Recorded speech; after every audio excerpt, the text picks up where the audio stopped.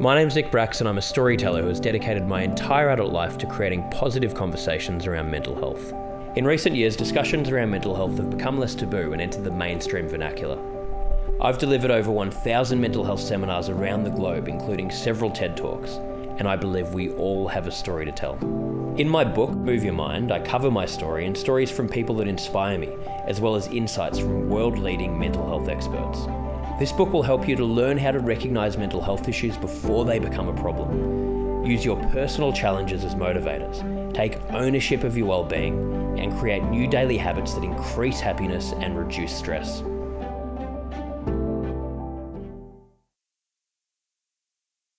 Thank you so much for supporting Move Your Mind. We're expanding the offerings of the organization and we're tailoring everything we do to suit you guys and to try and answer to all of your needs and the questions that you send in. The book is available globally. You can find all of the links at nickbrax.com/book. And we've just released the Move Your Mind community. We've currently got a men's community group, a women's community group, a general group. We're going to be loading up other groups. And you can find all of the links at moveyourmind.me. This group's been created based on the needs of what we've heard and learnt throughout running Move Your Mind. And we have live events, we've got courses, we've got huge amounts of value, the ability to share information, share ideas, work in groups together to grow and share your learnings, to learn about different topics. You get email reminders. There's a whole lot of features in there. We're constantly updating it. And we're so excited to share it with you. You can find all of the information about it at moveyourmind.me. I'd like to invite you to my new podcast, Move Your Mind, where we have real conversations with real people and give real advice. I'm super excited for this next episode of Move Your Mind. Greg Louganis is considered the greatest diver in history, having won 4 Olympic gold medals in the 3-metre and 10-metre diving events. He's also the first man in Olympic history to sweep the diving events in consecutive Olympic Games. At the Seoul 1988 Games, he suffered a concussion during the preliminary rounds of the 3-metre event, and it almost put an end to his medal hopes. He competed despite the injury, claiming 2 gold medals. After his competitive diving career, Louganis became an LGBTQ+ activist and has worked frequently with the Human Rights Campaign to defend the civil liberties of the LGBTQ+ community and those diagnosed with HIV. I met Greg about 8 years ago on a reality show called Celebrity Splash. He was a judge, I was a competitor, probably one of the worst divers in the history of that very short-lived show, but I got to meet him. He's an amazing guy, someone I'm lucky enough to call a friend now. And one of the things I love most about him is that he's just such a genuine person. He's the epitome of showing vulnerability and he's dedicated his life to helping others. I just can't wait for you guys to hear this episode. Greg, thank you so much for coming on my podcast. I think this is the first time I've spoken to you in about 8 years. I met you in Australia under unusual circumstances. So it's so great to reconnect with you. And I just want to say, I know how busy you are. I know how much you get approached to do these kind of things. So I genuinely feel very honored to have you come on my podcast and have this conversation with me. Yeah, I mean, yeah, because you were on. I was judging the Celebrity Splash in Australia, and you were one of the contestants, which was like so cool. It was a lot of fun. It was a lot of fun. I was probably, that show only went for one season, and I think in that one season, I did one of the worst jobs of diving. I did attempt your famous dive, and basically turned it into what we call in Australia a belly whacker. So fell on my stomach from the 10-metre platform, but I gave it a go. You gave it a go. That's what's important. You try things. You try and see how far you can go, right? Exactly. That's all you can do.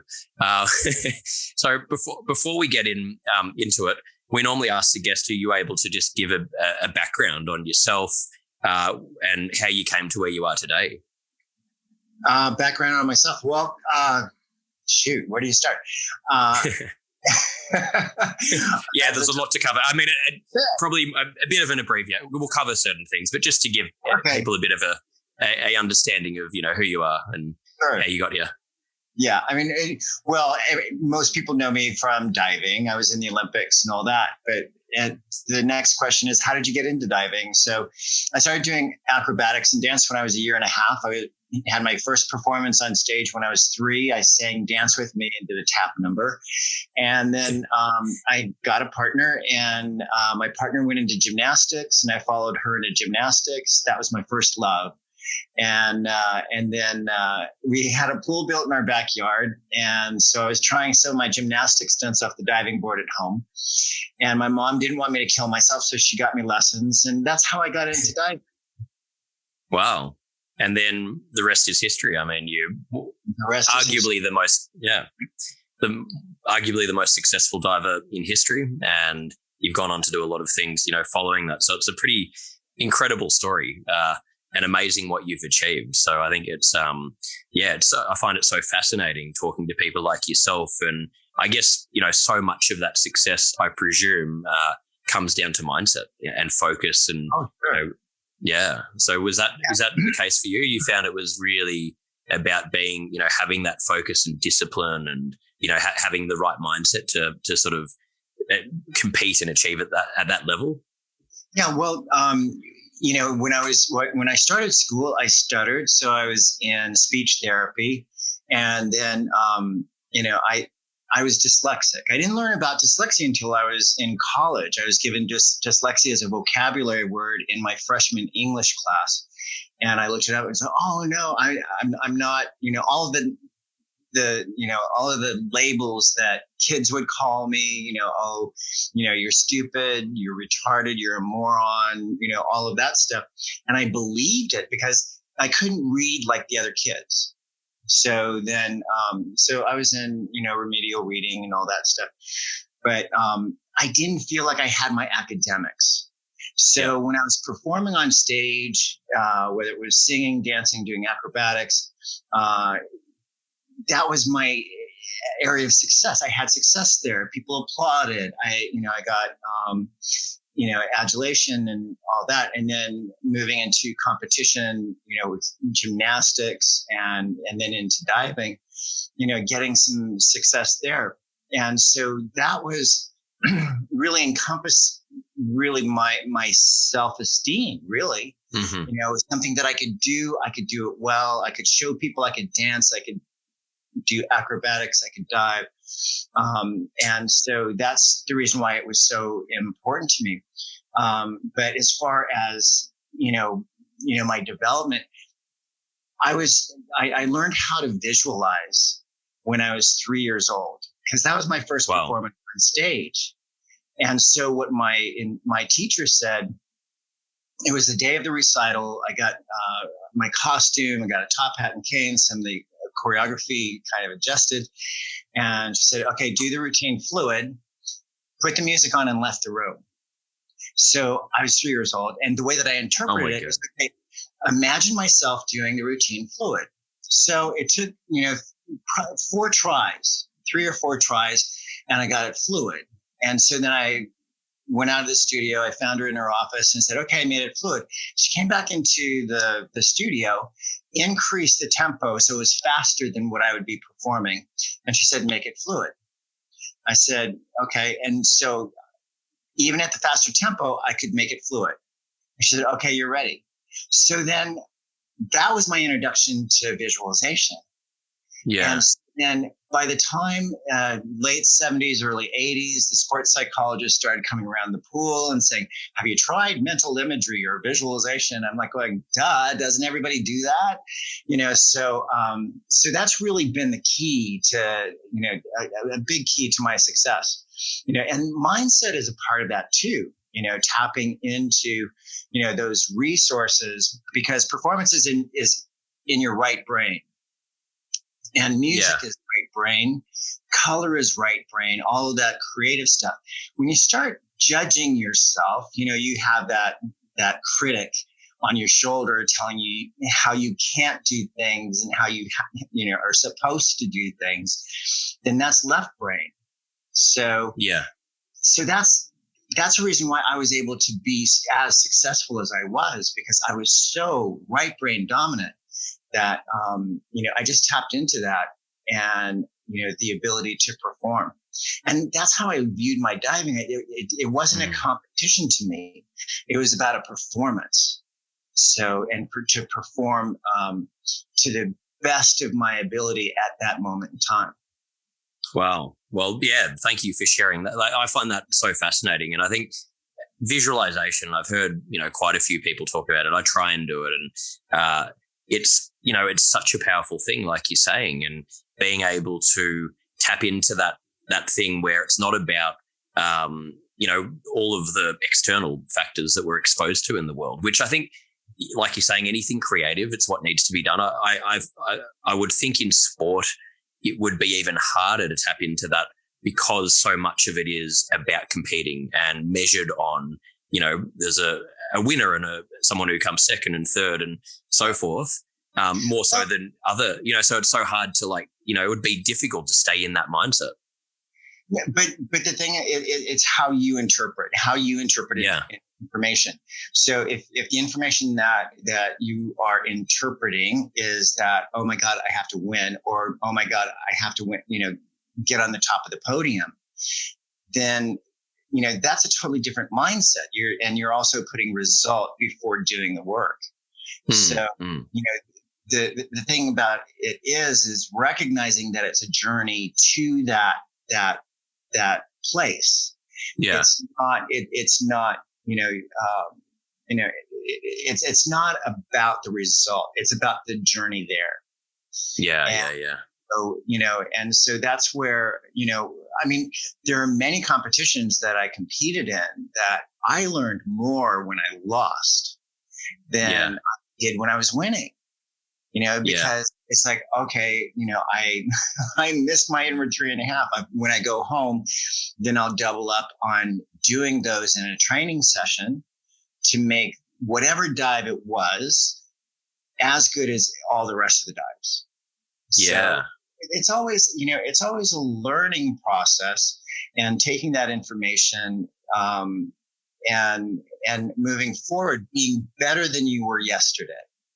Yeah. And so many of those things are just analogies for life, aren't they? It's like and I talk about that in my, public speaking a lot. It's sort of, we're taught a lot of the time to view things as we're either going to win or we're going to fail, get the result we want or not get it. Whereas it should be framed as, I've got this, I'm working towards this thing, and it's either going to go how I plan, or if it doesn't, that's as beneficial because I'm going to learn from that. And if you have that mindset, then there's not as much anxiety about, what's going to happen. You can look at life as a bit of an adventure rather than being this, crippling, win at all costs sort of attitude. Right. And also too, embrace the suck. Okay. Yeah. If you're doing a new skill, if you're trying a new skill, then, embrace the fact that you're going to suck at it for a while. And, and because that's a part of the process, that's a part of the learning. That's a part of the stuff, because if you don't embrace the suck, then you say, oh no, it's too hard, or no, we use perfectionism as an excuse for procrastination. I love that. Can I steal that line? I think that's a simple way to put it. I like me. I want to use it. Yeah. There's a number of people who have said that before me. So, but just the way you put it there. Yeah. No, it's so true. But, and in everything, I was talking to my psychologist recently, and I've come over to New York and living off savings at the moment, building my stuff over here. And, it's confronting, and some days you're just overwhelmed. But that's what my psychologist was saying to me. Look at this as, if you are struggling, see that as a positive, because you're not going to realize it right now, but you're going to be growing. And, even if things aren't going your way, you're growing in a different way than you think. And it's sort of, when you look back on life is when you can see these lessons and see where it leads. But in the moment, we can be so, that perfectionism thing comes in again, where you're so wanting to control everything that you forget about just enjoying and embracing that journey. Yeah, and also, which is, an issue I have with so much of this social media is we're always making comparisons. We're making comparisons to somebody else's life. We don't know what they've been through, what their history is, what got them to the place where they are at in whatever endeavor that they're pursuing. Absolutely. And so, it really is about embracing the struggles that you have along the way, and that those, it does get easier, because when you learn from mistakes, then the important thing is to learn from it. Yeah. So you have to acknowledge it and embrace it and say, oh, well, that didn't work so well. Let's try something else.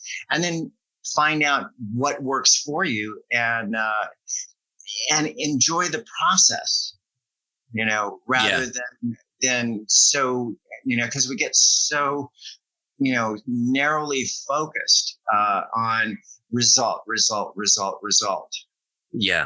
But it takes a while to build those layers of knowledge and embody those layers of knowledge to be able to accomplish some really incredible things. But we have to give ourselves permission to fail, to struggle, and move forward. And also, I think this is really key as far as mental health, because I know that that's a real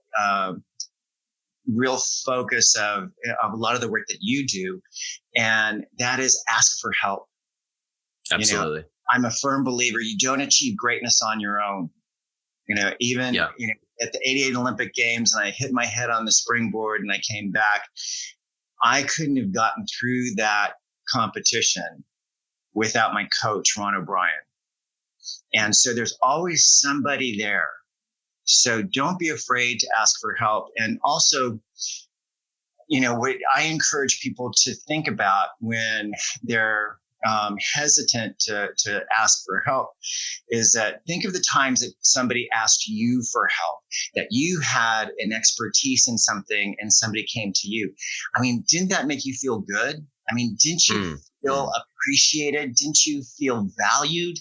In those moments. So when you ask for help, you're actually giving a gift to somebody else. You're allowing somebody into your world, into your life, in a very intimate way. Yeah, I think it's such, and that's the thing. No matter who you are, no matter what you've achieved, no matter no one can do it by themselves, and whether it is asking for help because look, I'm struggling, I'm not coping mentally, I need help, or if it is in a work thing or whatever you're doing, I need support, reaching out to people. People actually want to help people. And on the other side of it, like you're saying, I often say to people, well, helping people, it feels good when you go and do that. So even if you have a mindset where you look at it selfishly and think, you know what, I'm going to go and try and help in this area because it's going to make me feel good, but it's also going to have a byproduct of helping people. And then if we all had that mindset, we can change a lot of these societal sort of structures that are in place and make, it just becomes more support out in the world, which is so important.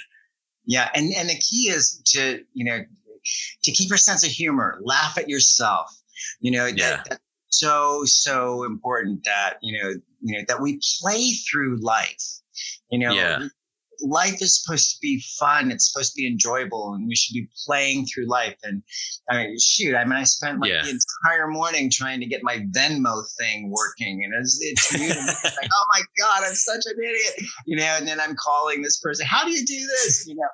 And it's okay.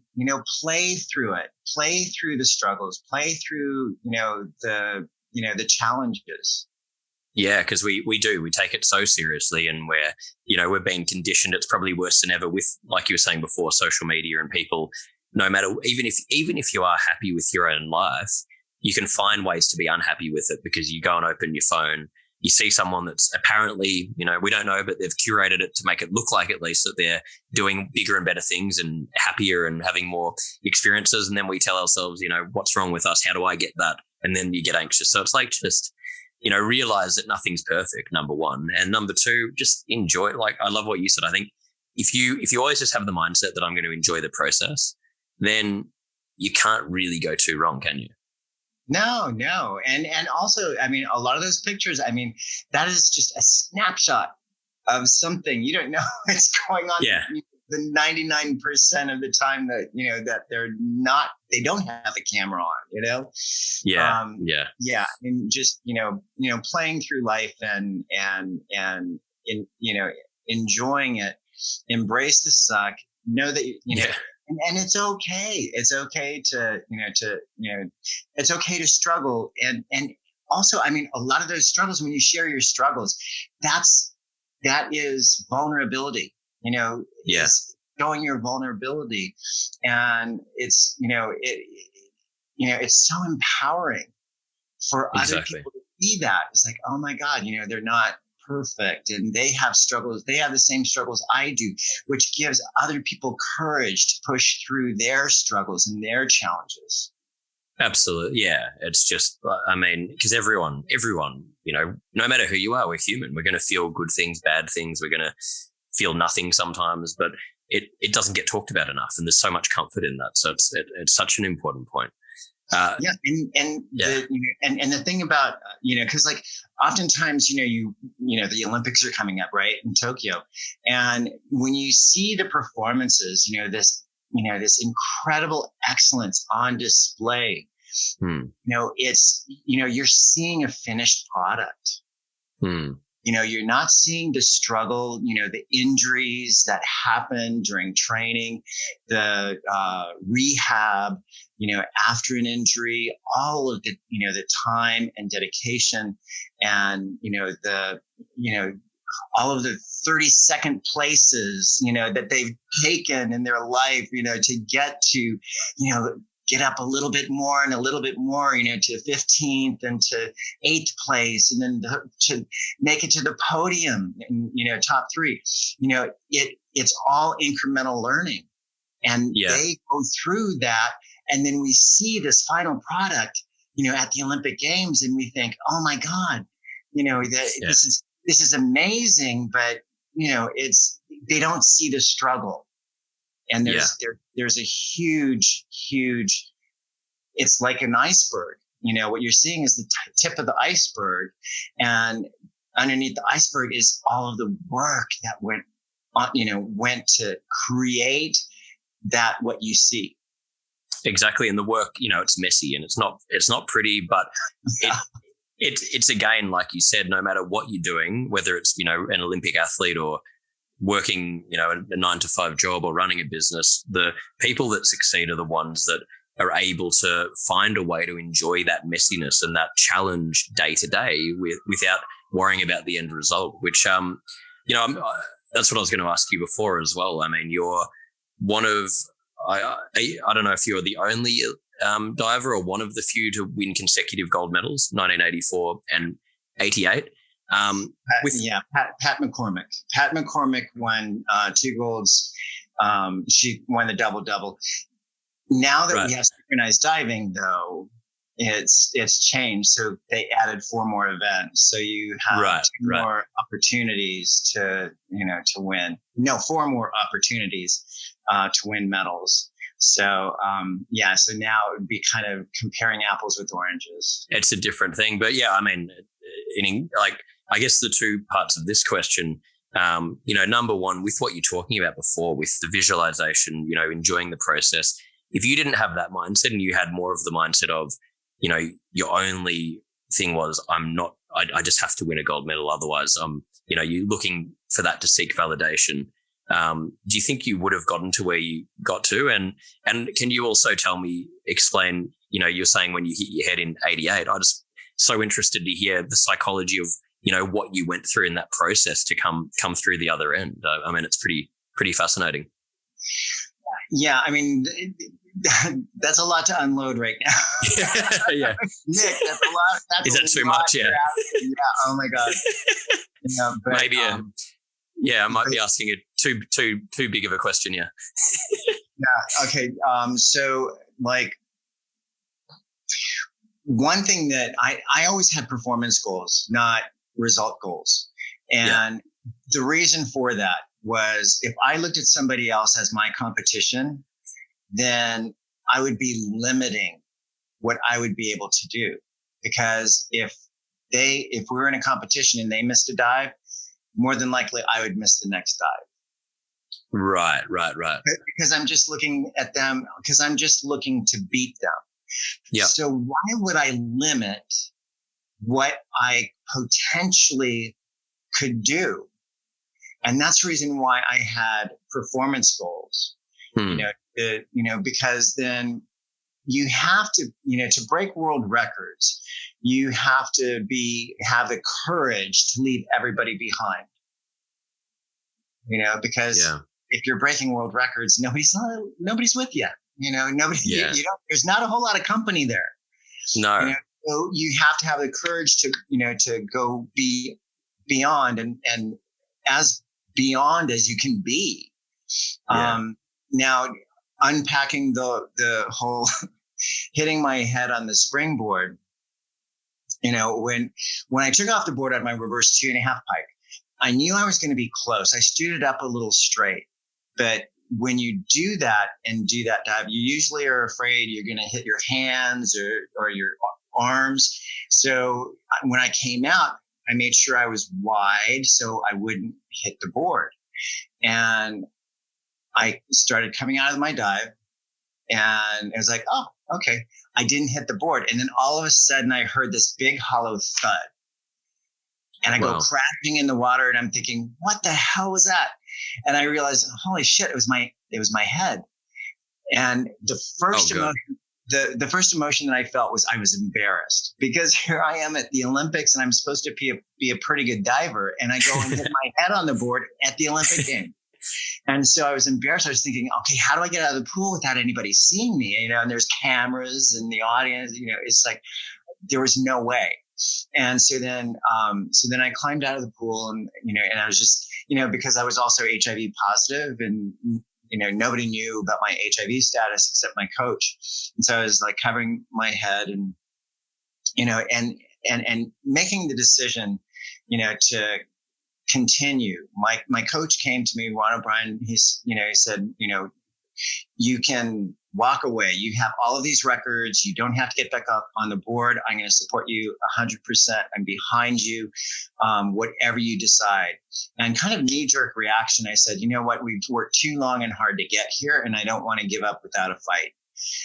And so I learned that after hitting my head, I dropped to 5th. So I still would have made finals, but I needed to complete my last 2 dives in order to stay in the finals. And so what Ron did after my head was sewn up, and he said, come on, let's go for a walk.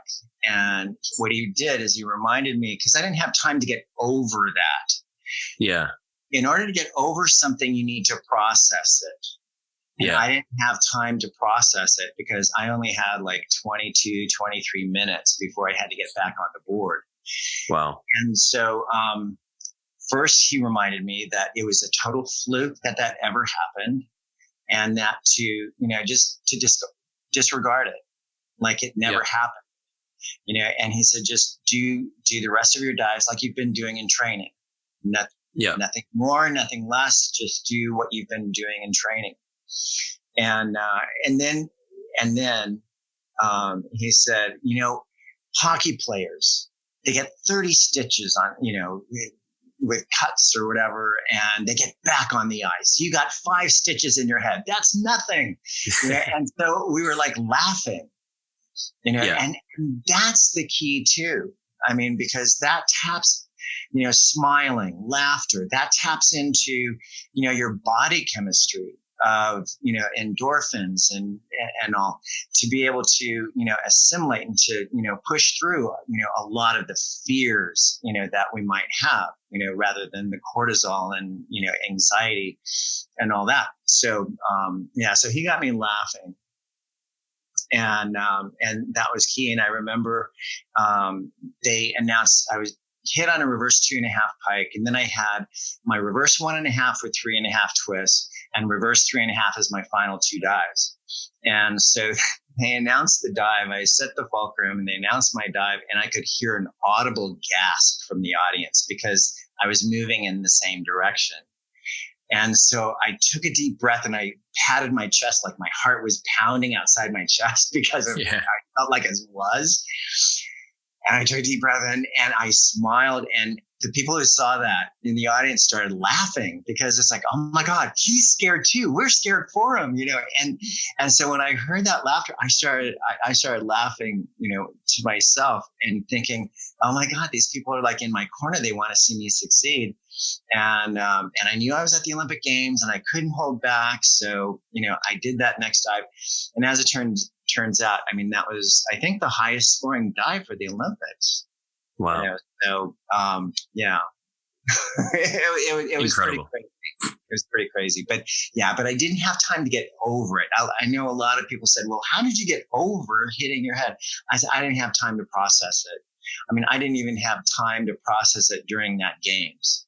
Yeah, exactly. There's way too many other things going on in a short time frame. You've just got to find that way to get yourself back up there. But yeah, thank you so much for sharing that. It's incredible. And I think that it's just such an amazing story and so many things people can learn from hearing that, because it's again reinforcing the messages that you were saying before about, not taking things too seriously, going and just focusing on yourself and not worrying about what other people are doing, and just going back to that process. If you follow the process again, it gets you back to where you need to be. But it's I don't think many people would be able to sort of handle that kind of pressure and do what you did. So it's amazing. Yeah.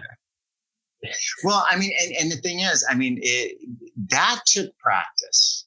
Yeah. It was all of those events leading up to that, whether it was, world championships, things that I learned along the way, implementing a lot of those things through the process, and then culminating in that one moment in time, that putting all of those things that I learned together to be able to accomplish what I accomplished. Yeah. Well, it's it is an amazing story. And you've gone on to do so many incredible things as well. And I think it's just so incredible, like you were mentioning before with HIV, with different causes you've stood behind and been an ambassador for and really spearheaded. You've, to me, you've had so much courage and belief in yourself and been, such a leader in so many different ways, which I guess probably the same mindset you're talking about through your sporting career probably gave you that ability to go and do what you've done outside of it, which I think is just as good of an achievement, because it's, you've paved the way for so many people. You've probably saved lives, helped so many people, which is incredible. Yeah, and that's one of the things, because I've gone to a lot of doctor's appointments with newly diagnosed HIV seroconverted individuals, and helping them navigate through a lot of that. And it's interesting because I have some friends who are HIV positive that initially when we were first diagnosed, they were so obsessed with their numbers. It's like, okay, my viral load is this, my T cell count is this, and they even get depressed if their T cells go down, and it's and they'd ask me, how do you handle it? How do you deal with that? I said, I go into the doctor, he gives me my numbers and gives me my progress, gives me a plan of what I need to do, to improve my situation or encourage me that I'm doing a good job, whatever. I take that information, and then when he puts that file back in the filing cabinet, that's where I put it. I take my meds in the morning. Yeah. I take my meds in the morning. I take my meds in the evening, but I go about the business of living. My numbers are my numbers, and they're just numbers. So I don't obsess over it. And also, I don't really understand all of those numbers anyway. So, I just, focus on what's in front of me. And that's so important. Which again, everything you're saying, these are analogies for life. We don't have to understand. We can't comprehend or understand everything that's going on in the world, but we can only control a certain percentage of what we do every day. So if we focus on that and leave the rest to, if we're going to be sitting there worrying all day about all these other things that we can't control, it's got zero application to us, zero positive application for ourselves. So I think it's like what Byron Katie, who wrote Loving What Is, it's like what she says in her book. There's 3 kinds of business. There's your business, my business, and God's business. Yeah. And that's it. And most things are really none of your business. Exactly. Most, the majority of things. Yeah. So it simplifies it. But I think it's just, and it's great how far the world's come with all these different areas, because I think until people, the main thing is just lack of education. It's the same with mental health. It's being more talked about now. Still got a long way to go. But whatever it is that someone's facing, these are just things that happen to people, and it's about understanding that that's fine, that's normal. What do we do to deal with this? With mental health, if you're going to, if you need to seek help, if you need to deal with it, it's no different than I've broken my arm, I'm going to the doctor, I need to get it fixed. It's like, well, what's the difference? There shouldn't even be like a 1%, reaction to thinking that there's a problem with it. And it's sort of like the same with so many areas that we delve into, which again, it's, so important that it's talked about.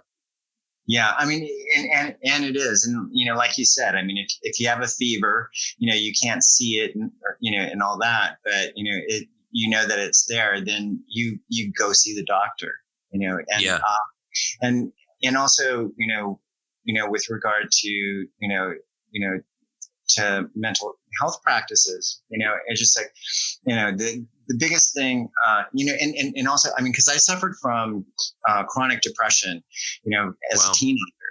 And so I was, off and on, various medications and all that stuff, antidepressants and all that. And also, what's really important is knowing yourself, getting into your body, being aware of what's, what you're feeling, diet, exercise, posture. Postures, we don't think of that. We don't talk about that, in order to, you can change your mood by changing your posture. Mm-hmm. You can change your mood by getting moving. You can change your mood by, just, being active and engaging. And so, that's really important. I mean, I've gone on to, to go more a holistic approach. So, I have a vitamin regimen. And so because my body responds better to that, and this is just me, but, and also too, I mean, it was interesting because last year, right before the quarantine and all this stuff hit, I went through a severe depression. I mean, I was, but I recognized it and I knew there was something wrong. And then I saw this interview with Dr. Daniel Amen from Amen Clinics, and he talked about concussions and how they can be accumulative. And I was thinking, oh my God, I never got after treatment after, I hit my head on the board in 88, but I also had another concussion in 79 where I was out for 20 minutes. I hit my head on the platform in Tbilisi, Russia, out. And so I never had any follow-up to that. So then I did a brain scan and it was injuries consistent with blunt force trauma and affecting areas of the brain that, that operate, motivation and serotonin and dopamine and all that stuff.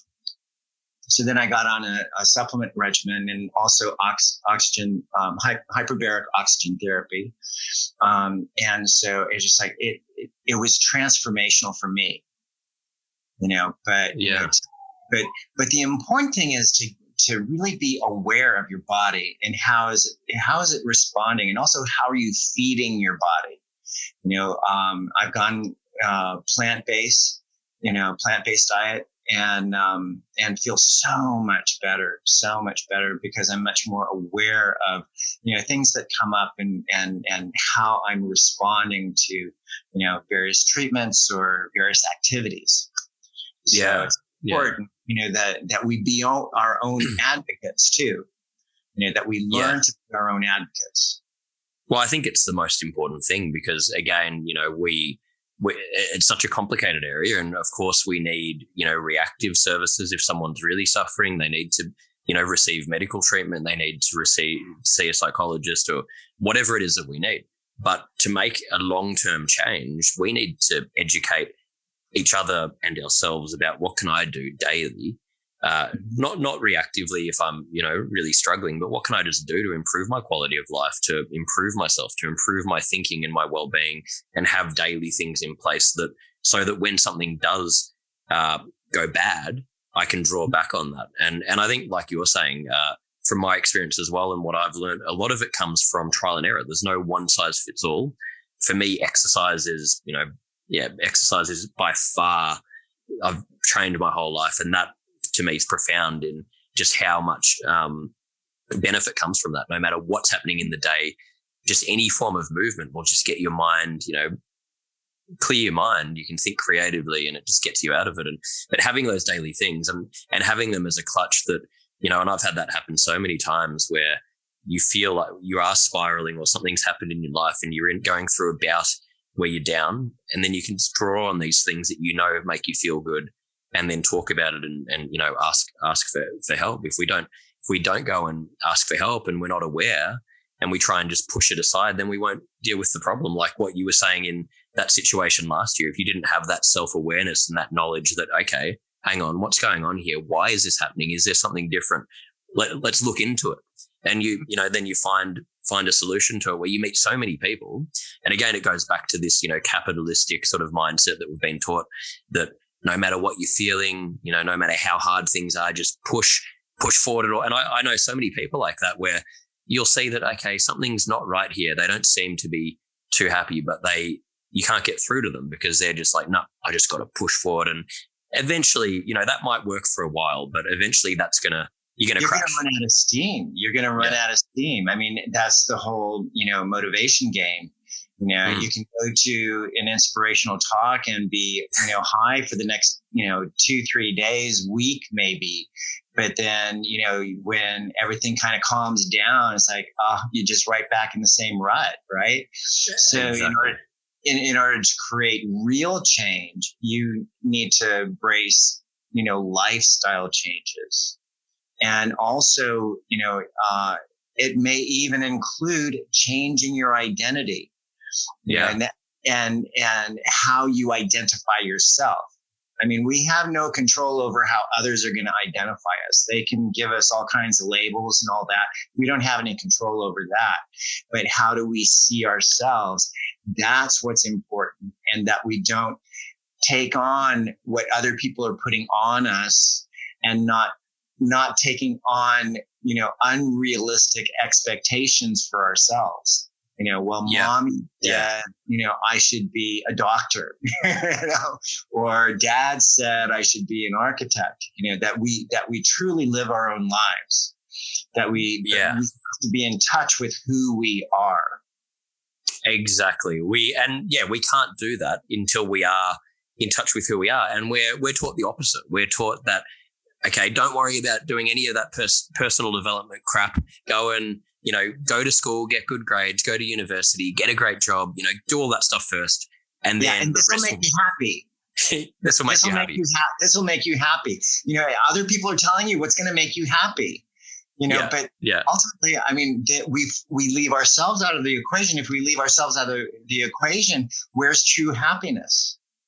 It's crazy. And there's no blue, you're not, again, you got to sort of discover this stuff for yourself, which is why I think it's so important we, have a conversation like the two of us are having right now. People need to hear this stuff because we're just simply not taught it enough. And it's not our parents' fault, but a lot of the time parents they're doing it out of love, but they're forcing kids to go against what they really want to do and go down a path that is not going to make them happy.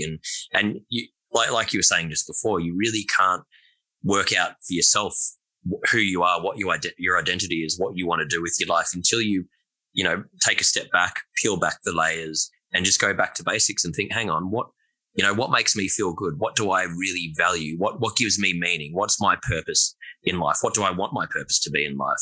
Mm-hmm. And once you have that, then whatever's happening externally, you can stay so grounded in it because you know that the external things, that's going to come and go.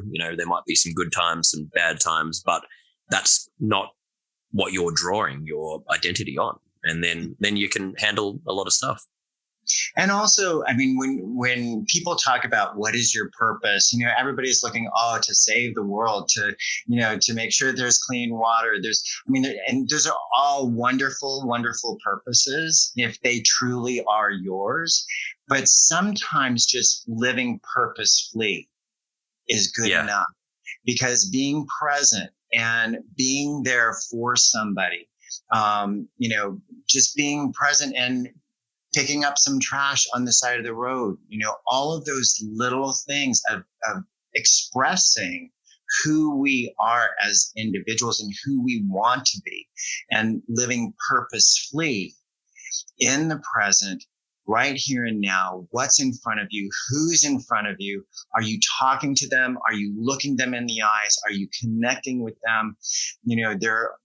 Rather than being on a phone and texting, it's like, hearing emails and text messages and Instagram and all that stuff, but being present. And that's what I love about my dogs. I mean, my dogs are really my joy, because you can't fake it with them.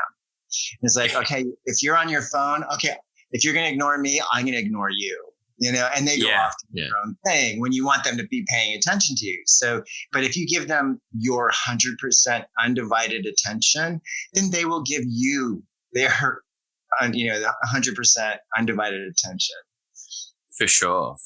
And just watching a dog, it does remind you that, they're fully present all of the time, and they don't have any preconceived ideas about things. It's unconditional, and they're just living moment to moment, which, as kids, that's what we are like. And then it gets so conditioned out of us. So it's so hard to find that again. But it is like you say, so important.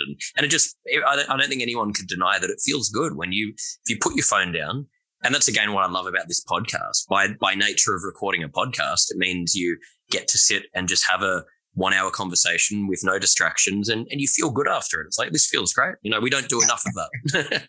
Yeah, exactly. It's like, here we are, you and I exchanging, and, obviously inviting other people to watch, but just being present with each other, listening to each other, responding to each other, and having that connection. And it's so incredibly valuable.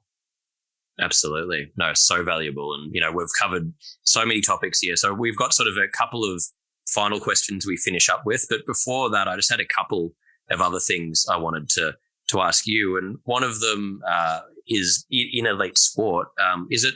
What's your view on, you see a lot of athletes that have huge mental health issues after they finish their career. And I guess that comes back to a lot of the points we covered before, where I guess for a lot of people, it is, winning that gold medal that's the whole lifelong ambition. Your whole identity is built on that. You win it feels good. And then it's like, okay, who am I? What do I do next? And it's a hard thing for people outside to understand, I think, because they look and think, but how could you be unhappy after doing that? But it's more complicated. But have you seen that in sports be a problem, and how athletes sort of deal with life after? Yeah. Yeah. We've had so many suicides of Olympians. That's been a huge, huge issue, because if you think about it, so many, elite sports athletes, that's who they are.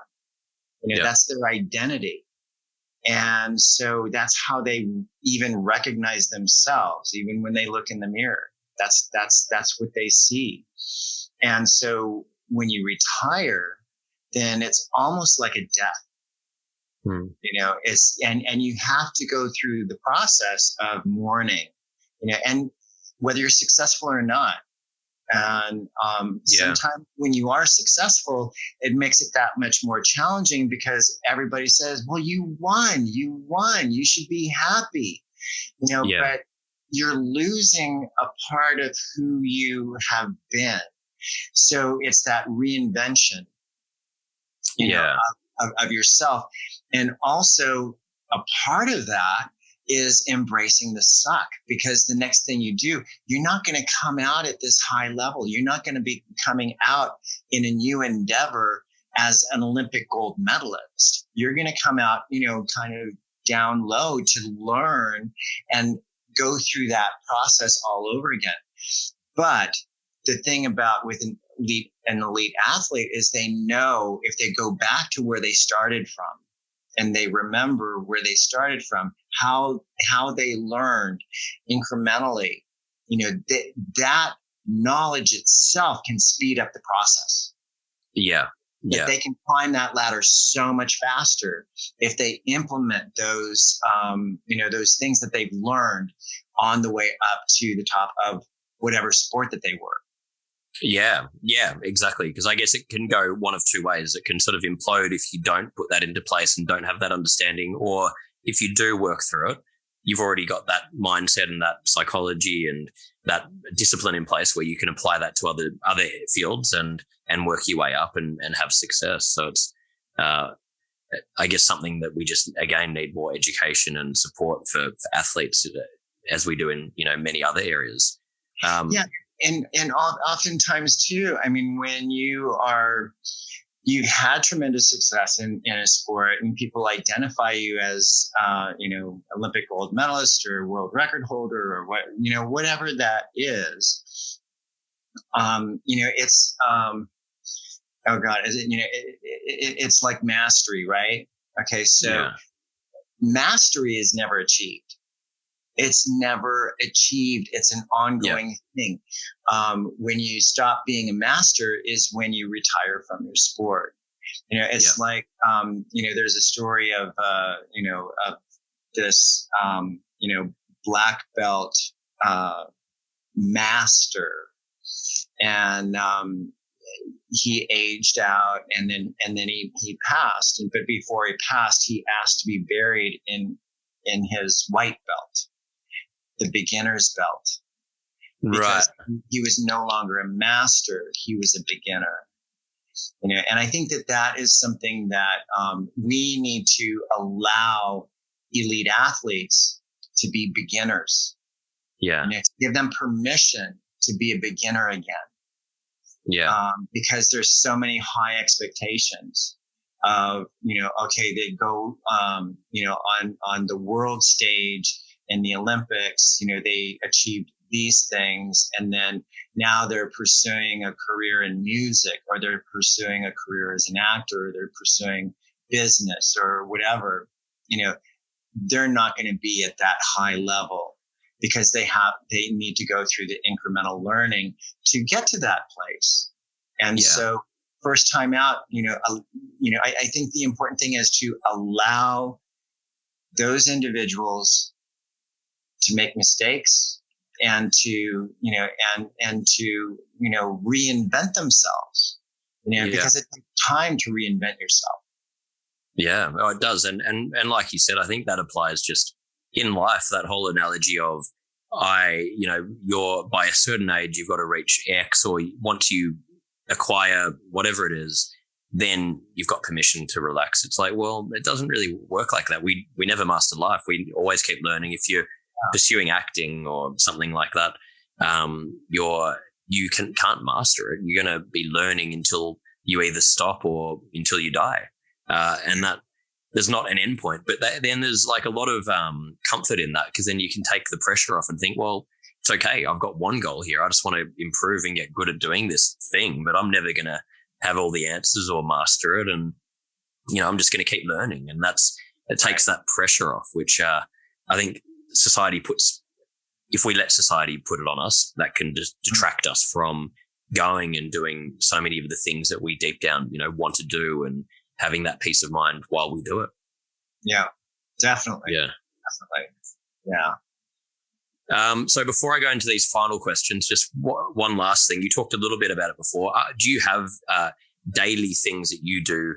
I mean, you said you've got a holistic, you've got your diet, different things like that. Mm-hmm. Are there certain things you do most days that help you, that are good for your mental well-being? Probably. Well, and it was funny because like you talked about your visualization that you need some work on that. I have a course for you. I would love to do this. Yeah. It's meditation in motion. And basically it gives all of the elements of the meditation, breaking it down into small enough chunks where we focus on breath, being curious about your breath, and breathing exercises, getting into your body, bringing awareness into your body and how it's feeling and what's going on, and then activating the imagination and it's all with games, so it's all fun. I mean, it's I think that's really important. And actually, I think it's great for kids. I do some of the exercises with kids, and they love it. They love it. They have so much fun doing a lot of that stuff. So so it's very accessible. So that is something that is really important. I do have a meditation practice, but also my yoga practice is really, and yoga is meditation in motion. So, moving meditation. Yeah. Yeah. So it's moving meditation. And so I have my yoga practice that I do. And the dogs. I mean, the dogs keep me grounded. They keep me humble, and that's something, that's so important, that, being humble, that humility, that, we're always learning, that, because if you think you know it all, you can't pour into a full cup, right? Yeah. It's going to overflow. So you have to empty yourself, each day, and I think that's really important, that you start each day. It's like, okay, I've got all these wonderful experiences, but today I'm learning, teach me what I need to learn today. So I think that's an important practice. I really love that. And I'll have to, after this, get some information about the program as well, because it sounds, I'd love to look into that. It sounds really good. Sure, yeah. Thank you so much for sharing those. Yeah. But no, I appreciate you sharing it. So we finish each episode with these closing questions. These can be, quick answers, whatever comes to mind. It's just sort of 5 questions we like to ask each guest. So the first one is, what is the best childhood memory that comes to mind? Best childhood memory that comes to mind. Best childhood memory. This is a weird one. Because like I'm an alcoholic addict, and I self-identified. But a memory was that just popped into my head was sitting on my grandfather's lap and drinking the foam of his beer. Wow. I just remember, being on the front porch in the rocking chair with my grandfather sitting in his lap, and he's giving me the foam of his beer. I think I was probably 2 or 3 years old. No wonder I'm an alcoholic, right? See what he started? I know. Started at 3 years old. So you started performing and started drinking, Go figure. Yeah. So that was sort of another thing you've had to sort of deal with through your whole journey with, drinking and that as well. Yeah. Yeah. And also too, I mean, that's an interesting thing that that I found, because it's basically 13 years sober. So, but congratulate, that's amazing. Yeah, thank you. and it's also like, cause like I've got friends who, are posting their anniversary and all that stuff. And it's like, a part of that too, for me, has been how I identify myself. And it's like, I don't really identify myself as an alcoholic addict. I more identify myself as a person making healthy choices. Yeah. And understanding that, because like, a great exercise is, okay, if you do X, what is it going to feel like in 20 minutes? So like, if you have this bag of Doritos, or if you have, a quart of Scotch or vodka or whatever it is, what is it going to be if you finish that? How are you going to feel in 20 minutes after that? And it's usually like, and that's the one thing that I love about being sober is like, I get up in the morning. I love the morning, seeing the sunrise, and there's so, it's so quiet and peaceful, and, to get up and not have a hangover and not be, have a cloudy mind and all that, and have a clear head. It's so wonderful to have those feelings and sensations, far Absolutely. out than the possibility of even, thinking about that other stuff.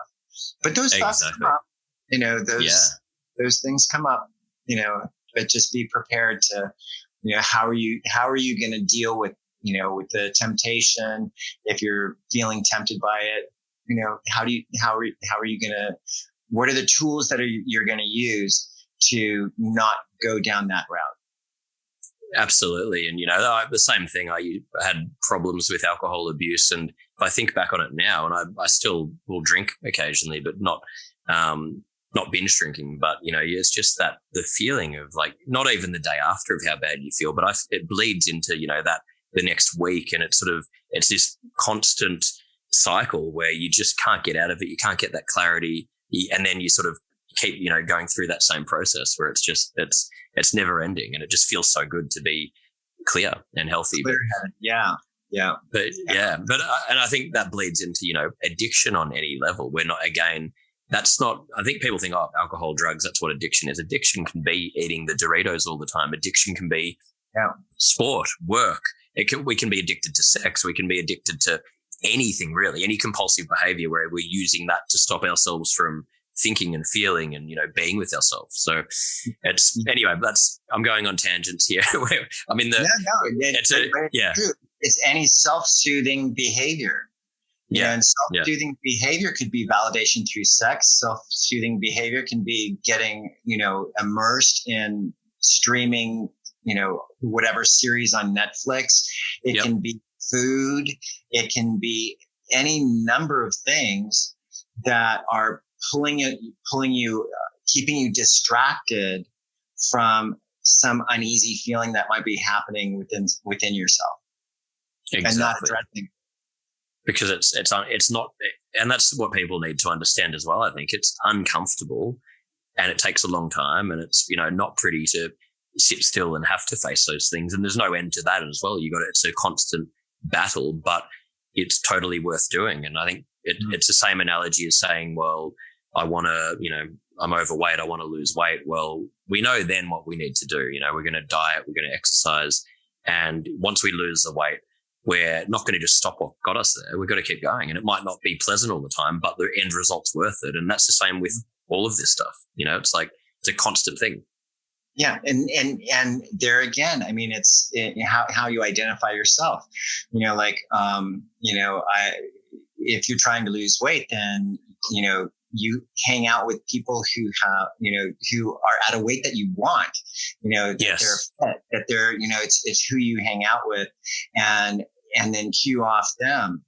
And then you can build your confidence through their confidence. And then it's almost like eventually you self-identify differently.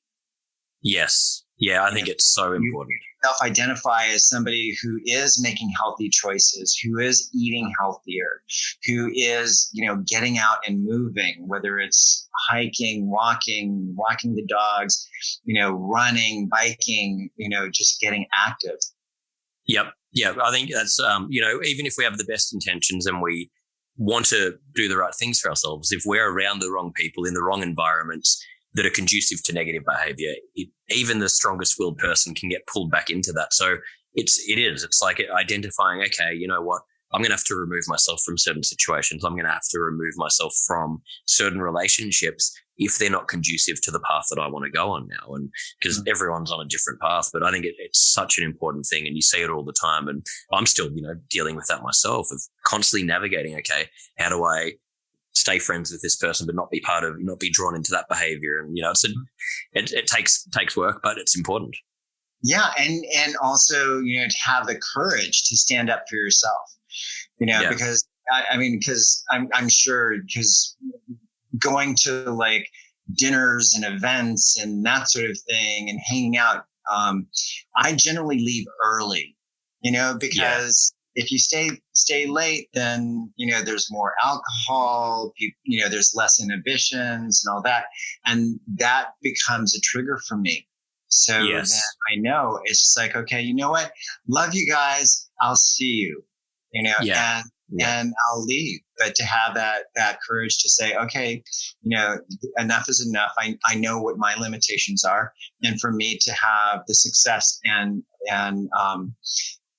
courage in myself, I need to be brave and step away. And get out of it. Yeah, exactly. And the reality is, if you're out with people and they're having a big night, they're not going to remember you leaving the next day anyway. So then you can just have a coffee with them the next day or whatever it is. So, you'll see the pictures the next day of them dancing on the tables and, all the craziness, somebody, passing out in the corner and all that. It's like, oh yeah, that's what I missed. Oh, yeah, exactly. All right. Anyway, I've gone on a tangent in these final questions. So four more we've got here. What do you think is, and I know there's a lot of burdens, but sort of what do you think is the main, but one of the main burdens on mental health in society today? I think the main burden is the main burden. I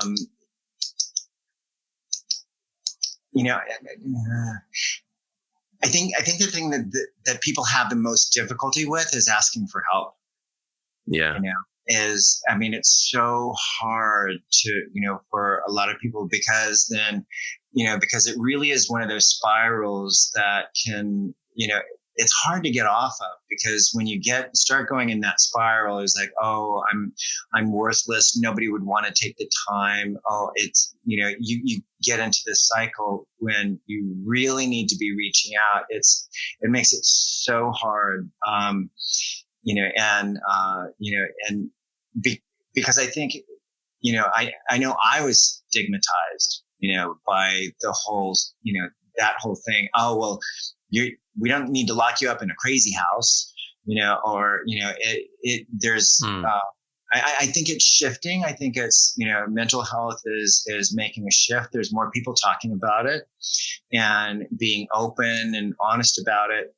And, I think it's, bringing down the stigma, but I think it's always going to be difficult to ask for help.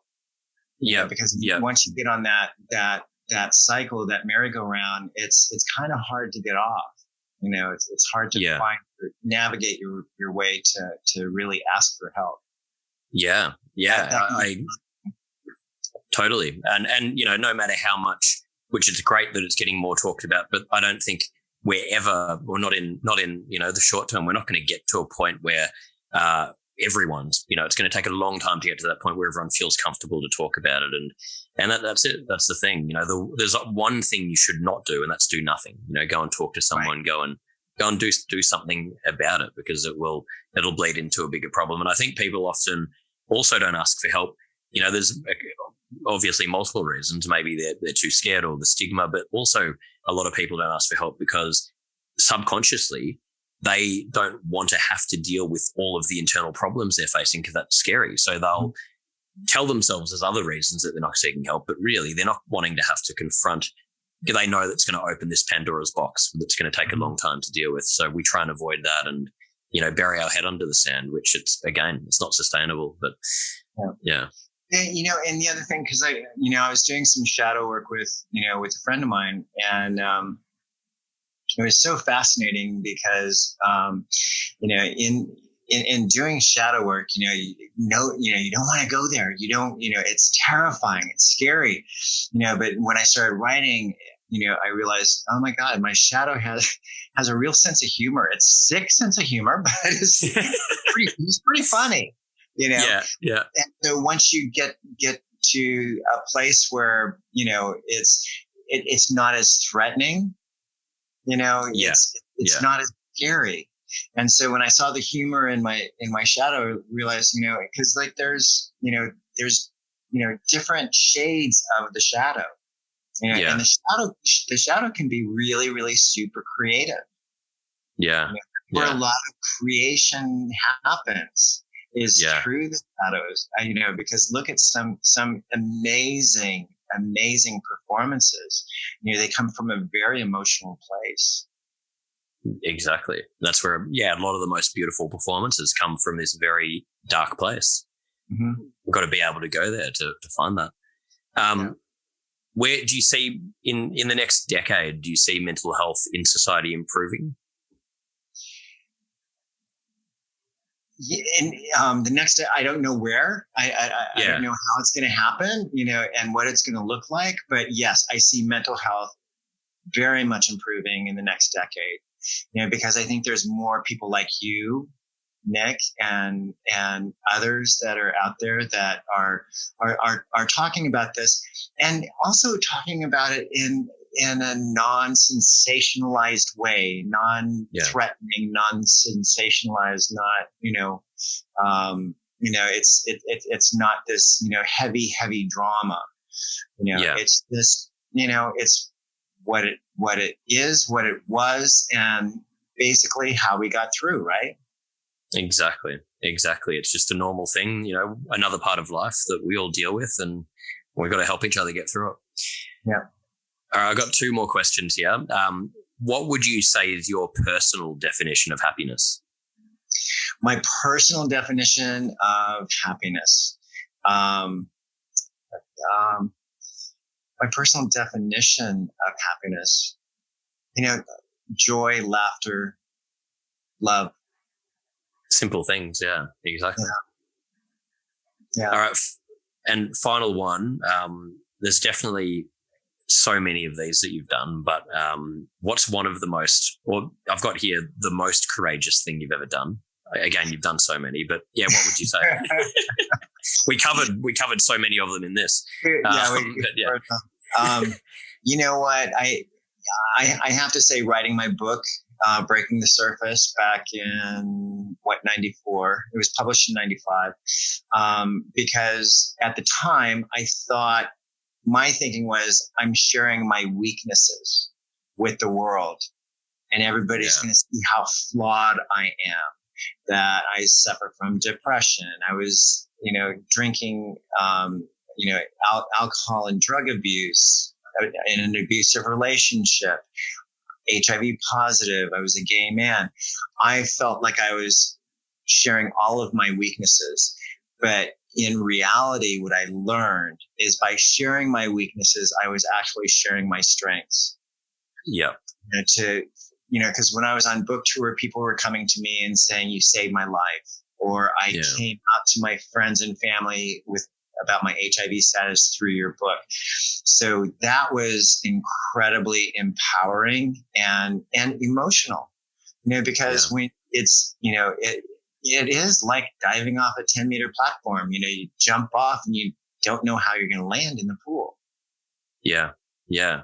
It's such a powerful thing. And especially back then in 94, I mean, people are more open now about this stuff, but to have the courage at that point, and I mean, your story's insane. It's like such an amazing story. I just like to be able to share that. I think it's such a powerful thing. And I can only imagine, how many lives were saved and have been saved through all of the stuff you do. So it's, so I feel, like I said, I feel privileged to have had you come on here. It's been so great to reconnect with you. I really, really appreciate it. And just as a final thing, if people want to look you up or, find out what you're doing at the moment, or where can we'll put it in the show notes and we'll put links to it, but, where can they go to find out more about you? Well, you can follow me on Instagram at Greg Louganis, or Twitter. You can go to my Facebook page, Greg Louganis Athlete. There. And Meditation in Motion is on Thinkific, MYM Thinkific. Okay. So Meditation in Motion, Thinkific. And we'll put the links for it. We'll have the links for people to go onto it. So, but thank you again for coming and having a chat to me. Nick, it's so great to see you after all these years. It's been a while. Yeah, it's so good. We'll have to get together soon. Absolutely. No, for sure. We'll have to, mate. Yeah. Thank you again. I love the work that you're doing. Keep it up. You're awesome. So I really appreciate it. No, means a lot. So thank you so much. Yeah. Thank you. But thank you so much, mate. But we'll have to, you're based in LA? Yeah, I'm in LA. I should have I was actually there a week and a half ago. I should have reached out, but I'll when I'm back, we'll have to try and catch up in person. Yeah, definitely. That'd be great. Yeah, I'd love that. Thank you so much to Greg Louganis for joining me today for Move Your Mind. And just another reminder that the Move Your Mind book is now available globally. You can find all the links at nickbrax.com/book. And the Move Your Mind community is up and running. We have live events, guest speakers. We've got all of the Move Your Mind courses. We've got a community group. We've got a range of different groups you can join. You can chat. You can share information. We're getting amazing feedback, and I am rambling about it because I'm so excited. I really want to share this with you. Would love you to all check it out. You can find all of the links at moveyourmind.me.